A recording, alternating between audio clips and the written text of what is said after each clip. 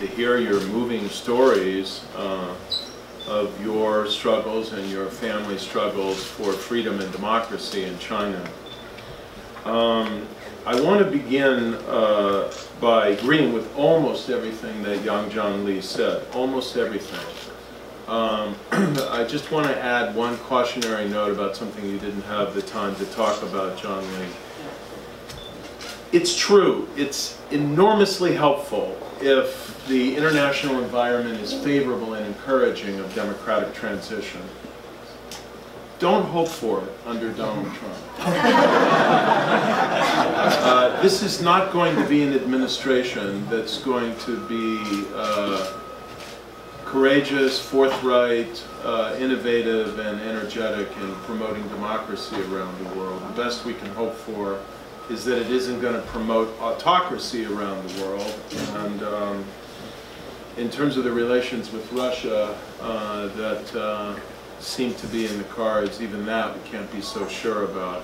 But China is so big that I think the international dimension may actually be less, and now so powerful, that the international dimension may be less important in the Chinese case.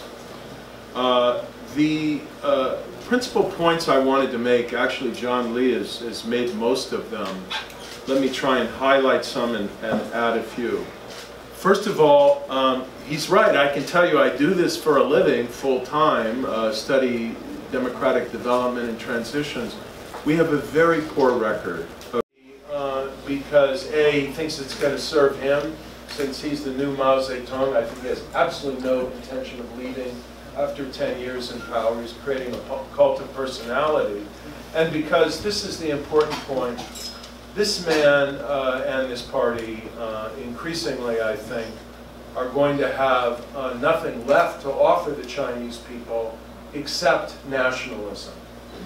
Now we come to what I think is happening in China that needs to be stressed more emphatically, which underscores not only why I think you should have hope for the end of communism, end of communist rule, and the possibility at least of democracy, but why everybody, people in China, the Chinese diaspora community, most of all in the United States, but around the world, really needs to start preparing for the unraveling of Chinese Communist Party rule and the possibility of democratic transition.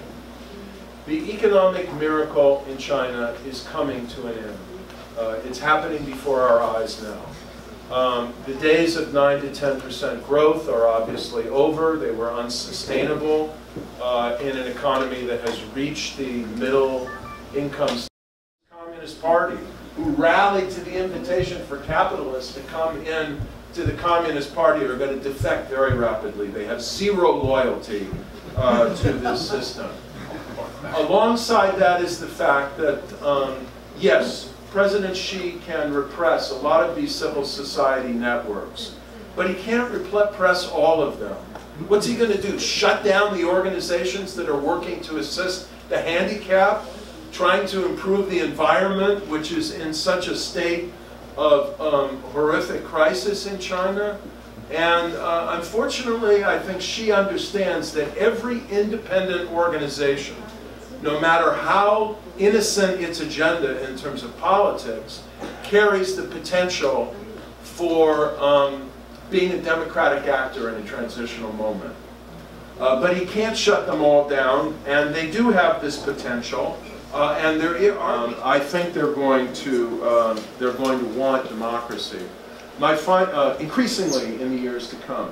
My final point, thank you, Paul, I know my time is up, is just to reiterate what John Lee said.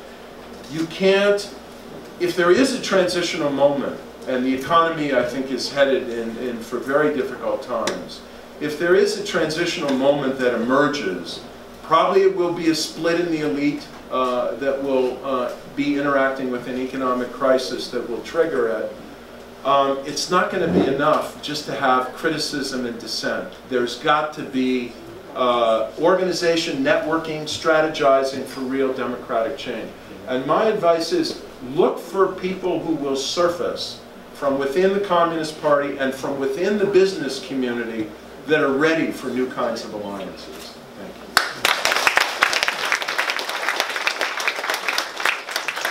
Thank you. We have about 15 minutes for questions, so we can open the floor. Anyone have a question? Yes, Please.